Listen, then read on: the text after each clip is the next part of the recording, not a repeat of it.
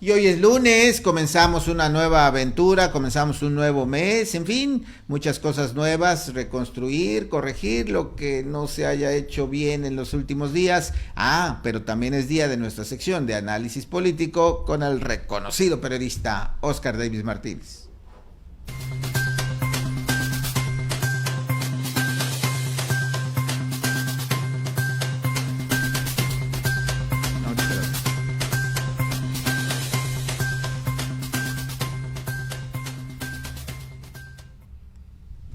Oscar Davis, ¿cómo estás? Buenos días. Evaristo Torres, público de Cadena Sur, buenos días.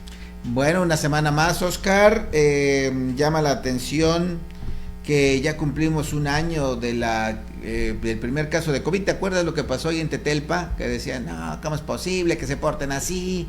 Y hoy la realidad pues ha superado a lo que se temía en lo que más hubiéramos temido, pues hoy lo que tenemos es bastante más de lo que esperábamos. Sí, de hecho yo debo una disculpa a los vecinos de Tetelpa porque en su momento dije que era una exageración y era parte de cuestiones de ignorancia, pero en realidad pues estaban más cerca de ellos de la percepción real de lo que significaba. En aquella ocasión era porque una persona, una familia, creo que había tenido visitas de China o tenía un pariente en China. Una maestra. Una maestra, exactamente. Había tenido a sus hijos que estaban en China y estaban muy cerca de Wuhan, si no mal recuerdo, ¿eh? En esos momentos no recuerdo. Sí, pero bueno. Pero, pues sí, la realidad... Tenían razón. Tenían toda la razón, tristemente. Y bueno, hoy ya se cumple un año y estamos revisando las cifras, Oscar. Precisamente obtuvimos estos datos de ayer de la Unión de Morelos, en donde pues las cifras son más que preocupantes. De acuerdo con el cálculo que hemos hecho, habría del orden de los 5,000 contagios diarios. Pues sí, y se supone que una de las variantes, la cepa británica, que ya llegó a México, te ofrece todavía, tiene mayor capacidad de contagio, o sea, esto puede crecer. 2,086,938 hasta ayer, sin contabilizar los de las últimas horas. Recordarás también aquella información que compartimos de la universidad, donde pues decía la universidad va a ser más contagioso pero menos mortal. Hasta este momento los 185,000, más de 185,000 decesos divididos entre los contagios confirmados, pues nos dan un promedio de 8.8%, 9%, que se estimaba, que en aquel entonces se estimaba pues iba a ser menor al 5%, y ahora la realidad pues está demostrando lo que es realmente este virus. Exacto, y ya ves que en Morelos todavía sigue teniendo un porcentaje mayor de mortalidad que el promedio que acabas de mencionar. Y pues bueno, el gobierno federal dijo en su momento que el escenario catastrófico contemplaba más de 70,000 muertos, y pues es una cifra que ya se rebasó con mucho. Y también hay que recordar que por otro lado también, no recuerdo quién fue, que hacía una proyección de casos, de contagios, en donde pues ahí sí, su pronóstico era de una cantidad enorme, hablaba, no recuerdo el porcentaje, en aquel entonces yo hice cuentas y sugería que por lo menos del orden de los 300,000 morelenses se iban a contagiar. Afortunadamente este fue el otro extremo, no ha llegado a tanto. Aquí en Morelos tenemos muchos menos que eso, apenas poco más de 25,000, 26,000, así es que nos revela pues esta situación que ni los propios estudiosos, los científicos tienen cifras reales, precisas o proyecciones cercanas a lo que es esta nueva enfermedad. No, ahora se conoce más y afortunadamente ese conocimiento ha permitido reducir tanto los contagios como las muertes, pero no lo suficiente como para que podamos salir a la calle con normalidad. Bueno, hago público que alguien de mi familia muy cercano fue víctima del COVID. Yo no convivo con esta persona, pero a pesar de que no cumplía con los requerimientos de riesgo, pues yo digo que por poquito, gracias a una radiografía que permitió afinar el diagnóstico, la enfermedad no creció a mayores, pero cuando una persona joven se enferma, pues el tópico dice que no le pasa nada o que es nada más algo ligero, pero te decía, no, esa enfermedad, por mucho que la hayan tratado, por mucho que hayan convivido con ella y batallado, tiene aristas y que podríamos llamar impredecibles, Evaristo, y que por lo mismo esta es una advertencia de que no nos debemos confiar y que las medidas, aunque ahorita está difundiéndose un estudio, no sé si lo hizo la televisión o mexicana, creo, de que simplemente por hablar en un lugar cerrado, aunque tengas tapabocas, ya estás difundiendo los virus si es que los tienes. Pero a pesar de eso, las medidas que se han implementado de prevención, sobre todo la distancia mínima de 1,5 metros, el lavado constante de manos y el uso del cubrebocas, ha contribuido a que, por ejemplo, en Morelos no seamos 300,000 las cifras de contagiados. Así es, afortunadamente. Oye, Oscar, y esa revelación que has hecho públicamente, pues me gustaría retomarla para preguntarte, ¿y qué sientes? ¿Cómo te sientes? ¿Cómo se siente una persona que sigue las medidas sanitarias, que está pendiente, que informa a la gente cómo cuidarse y de pronto alguien tan cercano cae en esta situación? Mira, es una situación de incertidumbre. En los primeros momentos, el hecho de que te digan que un ser querido está enfermo, aunque no tenga condiciones de enfermedades previas y todo lo demás, genera preocupación por lo mismo de la incertidumbre de cómo se va a manifestar la enfermedad. Pero una vez que empiezas a ver que esta enfermedad se está manifestando más grave de lo que se esperaba, pues bueno, es una zozobra terrible, es una cuestión de estrés enorme, no se lo deseo a nadie, pero muchos lo están viviendo. Sin embargo, la gente irresponsable que no cumple las medidas sanitarias, que sale a la calle sin control o sin cuidarse y que regresa a su hogar o que convive con sus seres queridos, que va a fiestas y todo lo demás, pues deberían de pasar por esta situación para que se hagan más responsables. De antemano no les deseo la enfermedad, pero pues ellos solitos se los están deseando. Es una situación de estrés máximo, Evaristo. ¿Y ya cómo está?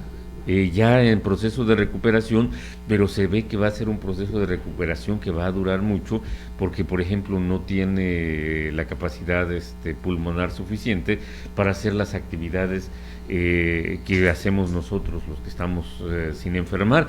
Subir escaleras, por ejemplo, es agotador, y aunque no he tenido un contacto físico, porque pues hay que guardar las distancias y todo, pero se ve que su masa muscular se redujo, bajó de peso, que es la única buena, y es probable que al igual que le pasó a otras personas, conocidos y amigos que les dio el coronavirus, el pelo se le caiga, por ejemplo, y sabrá Dios cuánto tiempo tarda en restablecer su capacidad pulmonar. Y si hay secuelas, ¿no? Que también es un tema que habrá que investigar, es una situación nueva.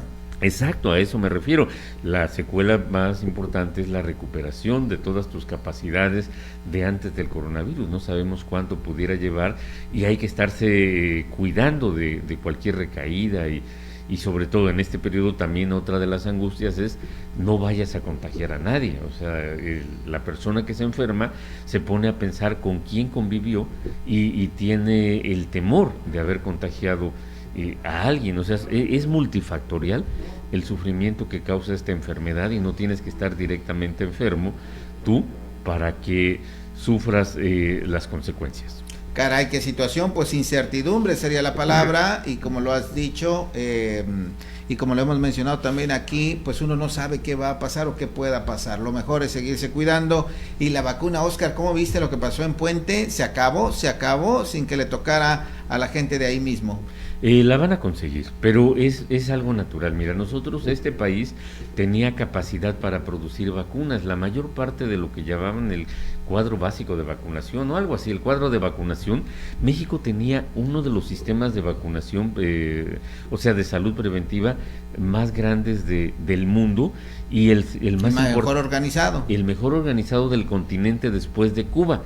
Pero de Vicente Fox para acá comenzaron a desbaratarlo. Ahora no alcanza la vacuna de la tuberculosis, del sarampión, y dejamos de producir las vacunas. Entonces no producimos ni media vacuna contra el coronavirus actualmente por problemas logísticos, lo que tú quieras, a pesar de que ya se está intentando producir acá. Dependemos al 100% de las vacunas importadas. Entonces lo que pasó en Puente de Ixtla fueron dos factores. Uno de ellos es que las vacunas están contadas, no hay más de las que dijeron que había. Y la otra es que llegó gente de otras comunidades, de otros estados, a exigir su vacuna. Se formaron, hicieron largas filas desde la madrugada y pues la autoridad determinó que no se le podía negar, y porque efectivamente esa vacunación es universal, son mexicanos los que la están pidiendo y no había un condicionamiento legal, lógico, para negar la vacuna. Si se formaron, tienen derecho a ponérsela. Entonces los que conforme a los padrones del gobierno federal les tocaba, que eran parte de la comunidad, pues terminaron por ya no alcanzarlos. Van a reponer, pero esto habla de que la gente ya está harta del encierro, del confinamiento, del temor de enfermarse, y quiere su vacuna. Y pues no dudes que cuando se abra la inmunización en cualquier otro municipio, gente que no es de allí y que viene hasta de muy lejos, de otros estados, se va a aparecer para tratar de vacunarse. Lo cual seguramente será un conflicto, Oscar, como porque pues se supone que hay un registro y un control. A ver, cuántos adultos mayores hay en esta colonia. 50, pues mándale 50 vacunas. Entonces, ojalá que las autoridades tengan precaución y puedan atender este asunto para que no se vaya viendo de aquí en lo sucesivo que en otros municipios llega gente y empiece a generarse esa fricción, ¿no? Las autoridades federales dicen que de aquí a mayo van a llegar 100 millones de vacunas.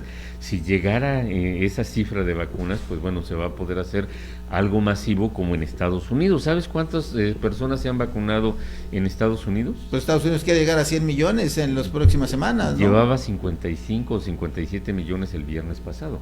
Fíjate. Entonces sí, el presidente Joseph Biden dijo que los primeros 100 días iban a inocular a 100 millones. Así es. Allá ellos son 350 millones de habitantes. No es una cifra que determine que ya pueden salir a la calle con normalidad. El único país que lo puede hacer es Israel, te comentaba la semana pasada, pero aún así con las 100 millones se evitaría el problema que ahorita se está empezando a configurar apenas. El puente de Ixtla es una puntita de lo que puede pasar, de que la gente llegue a pelear por las vacunas. Así es, y justo es lo que estamos diciendo y advirtiendo, Oscar, que la autoridad debe estar pendiente, consciente. Tú decías, es que ya están hartos del encierro, y vamos a otro tema que también tiene que ver con el hartazgo, y es con el hartazgo de la delincuencia. Sorprendió, por lo menos a mí me sorprendió mucho, que ya los vecinos de la colonia Zapata tomaran la justicia entre sus manos y fueran y quemaran una vivienda donde un presunto ladrón pues almacenaba las cosas. Esto rebasó ya la autoridad. La autoridad dijo no, pues se está trabajando, se está actuando, pero esto que vimos fue realmente preocupante, y que hasta este momento no hemos escuchado algún posicionamiento de la autoridad, ni estatal ni municipal, sobre estos hechos que la verdad preocupan, porque los vecinos en un documento dijeron que seguirán tomando acciones contra la delincuencia. Y platicando con algunas autoridades municipales, señalaban que parte del problema de la colonia Zapata era que no denunciaban. O sea, sí se cometían esos delitos, se siguen cometiendo, pero que los afectados no denunciaban porque eran sus vecinos, porque eran hasta sus parientes los que robaban y todo lo demás. O sea, en la colonia Zapata, como en muchos otros lugares, existe una relación de complicidad que permite cobijar ese tipo de delitos, ¿no? Sobre todo el robo que se comete por gente en situación, no lo justifico, pero que empezó por gente en situación de precariedad, después comenzó como un negocio, pero con personas que tienen nexos con esa comunidad. ¿Cómo lo voy a denunciar si es mi vecino? Y si se da cuenta, pues se va a tomar venganza. Entonces decían que la autoridad no podía intervenir porque se requiere una denuncia previa, y ese círculo vicioso, sin embargo, fue agotando la paciencia de las personas. Conozco gente de la Zapata, bueno, yo soy originario de la Zapata, que ya no duermen en su cama, sino duermen en la sala, por temor a que en la noche no se den cuenta si van y les abren la vivienda. De ese tamaño son los robos, también los carros que se estacionan. Ya ves que sus calles son muy amplias. Algunas, no todas. Bueno, la mayoría, lo que es 20 de noviembre, Aquiles Cerdán, las calles Aquiles Cerdán, 20 de noviembre, Emiliano Zapata, 10 de abril, todas esas son calles. Montaño, 10 de abril. Y entonces los bulevares. Llega gente que trabaja en el mercado, por ejemplo, en las instituciones que están alrededor. Ya ves, hasta un centro de ¿cómo se llama? De transfusión renal, no de transfusión, de diálisis sanguíneo. Entonces hay abundantes vehículos para ser robados y hay una mafia ya que cuida que a los que roban carros no les pase nada. Pero todo eso lo ve la gente y sí sorprende la calidad de la organización que les permitieron ir directamente contra quien consideraron que era el foco del delito que alteró en este momento a los vecinos. Pero sí es muy preocupante que se haga justicia por su propia mano. A mí me pareció muy interesante la entrevista que hiciste al dueño de la casa que quemaron. Sí. Aunque no había gente viviendo allí y todo lo demás, él dice que pues no está bien que se haga justicia por propia mano.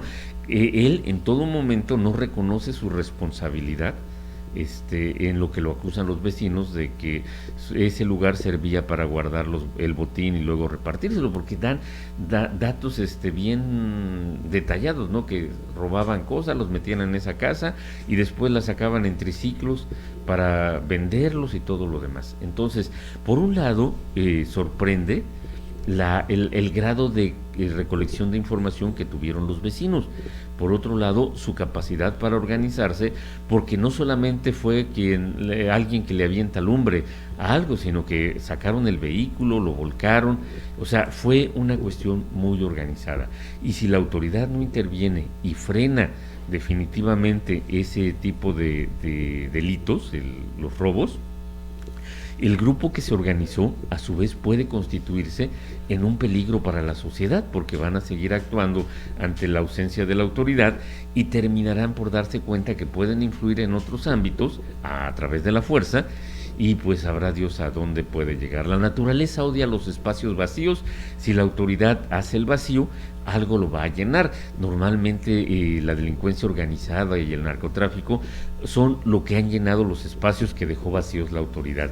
Pero esto de la asociación ciudadana es un novedoso espacio, que es una novedosa forma de ocupar esos vacíos que no sabemos a dónde puede llegar, pero no va a ser a algo bueno, porque cuando las instituciones son rebasadas, los ciudadanos que están en minusvalía porque no se organizan, porque son débiles, porque son pobres, por lo que sea, van a ser víctimas de quien ocupe ese lugar. Y estas imágenes que estamos viendo, Oscar, gracias a la producción, vamos a pedir que las sigan poniendo, son de aquel encuentro que tuvieron con el presidente municipal. Una de las quejas que manifestaron los vecinos es que en el Ministerio Público o en la policía les pedían las facturas de lo robado, y bueno, después se dijo que iban a hablar con el fiscal para ver qué se podía hacer. Y mira, esto también están varias de estas lonas colocadas en la colonia: si te detenemos, le dicen al delincuente, te linchamos. Ya la advertencia estaba hecha, dicen ellos, y hoy ha sido una realidad. No lincharon a nadie, pero sí, pues presuntamente quemaron la vivienda, y esto pues es una señal de alarma. Lo has dicho muy bien, esto puede continuar y llegar a consecuencias mayores. Por ello, la gran importancia de que las autoridades atiendan a la brevedad de este asunto. Y también decir, Oscar, tú lo has dicho, que eres originario de esta colonia, que lamentablemente ha sido conocida por este tipo de situaciones desde hace ya décadas. Exactamente, era clásico de que si alguien robaba en el mercado o en el centro, y ya se sabía que corría para la Zapata. Entonces, ser de la Zapata tiene cierto extraño glamour, ¿no? Si tú quieres que te respeten en otros lados de Jojutla, pues con que digas de dónde eres y pues ya se hacen para atrás.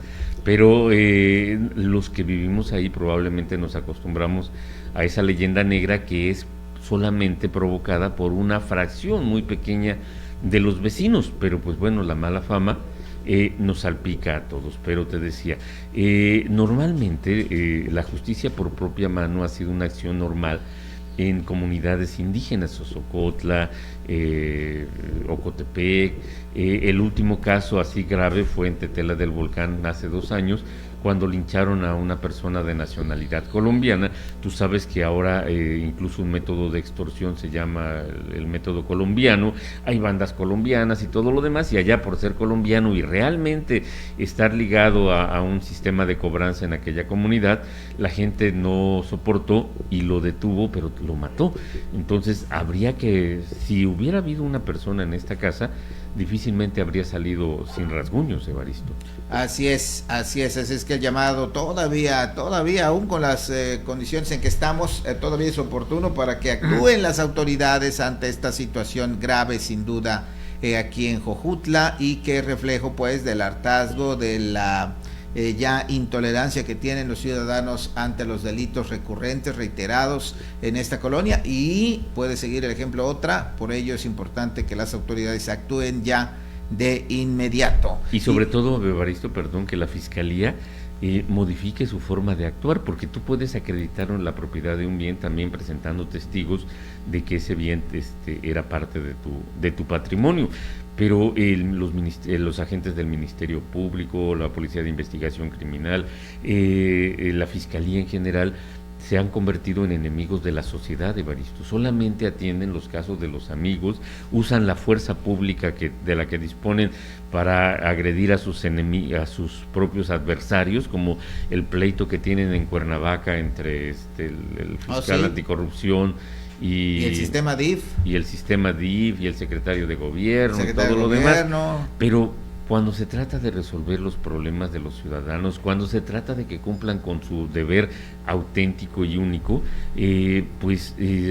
descubrimos que la Fiscalía solo es una estructura que da empleo a abogados, a muchas personas, pero que estos no se sienten comprometidos a dar un servicio social por el que les están pagando. Creen que simplemente les pagan porque tuvieron a alguien que los conectó a la Fiscalía, pero no tienen, salvo excepciones, un concepto de servicio a la sociedad que en realidad les está pagando, bien o mal, pero lo que perciben es parte de los recursos públicos que aportamos todos los ciudadanos, porque es una institución, no es una agencia de empleos, aunque actúa como tal, sino es la institución encargada de perseguir los delitos, la única, y no lo hace. Entonces, el vacío de poder viene desde allí. Si no se persiguen los delitos, si sabes quién te robó, lo puedes señalar, pero va a salir, o no le van a hacer nada, o no sé.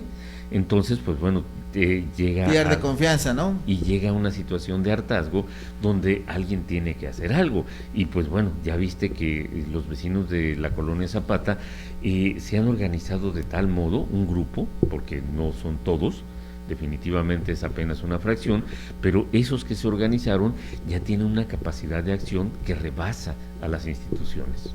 Bien, y por último, Oscar, un breve comentario. Ya comienza la próxima semana el registro de los candidatos y tendremos un proceso inédito. Ya se anunció que los registros serán a la distancia por la situación de la COVID, se harán en línea, y también esto anticipa que no tendremos la algarabía de los candidatos, las visitas, la tambora, los grandes mítines. Estamos ya a las puertas de un proceso, de unas campañas electorales totalmente diferentes. Sí, y aquí es donde los ciudadanos y los periodistas tenemos que hacer nuestro papel. Estamos llamados a hacer un gran papel para hacer que los partidos políticos que no cumplan con las medidas sanitarias sean sancionados, porque aunque está prohibido todo lo que tú acabas de mencionar, pero no dudes que lo van a tratar de hacer de alguna manera, y a lo mejor no lo hacen afuera de las instalaciones del INPEPAG o las distritales o municipales, pero en sus casas de campaña, en la casa del candidato, lo que sea, no dudes que van a tratar de hacer allí la concentración, y eso es violatorio de las reglas, y aparte es peligroso, porque sabrá Dios cuántos contagios vayan a salir de allí. Pero las autoridades electorales hicieron el exhorto a los periodistas y a los ciudadanos para que a través de los conductos que los medios o las redes sociales se documente cualquier cosa que pudiera ser una violación a las reglas, para que en su momento los partidos y los candidatos sean sancionados. Así es que se respeten estas reglas depende más que nunca de nosotros en este proceso inédito, donde vamos a evitar, porque todo eso es contaminación, Evaristo. Ya ves cómo te llenaban las calles de papelitos, la gente con sus tamboras, con sus paraguas, con sus sombrillas, con todo lo que, muchos artículos que terminaban después en el basurero, pero que en su momento ensuciaban y alteraban la tranquilidad de las comunidades.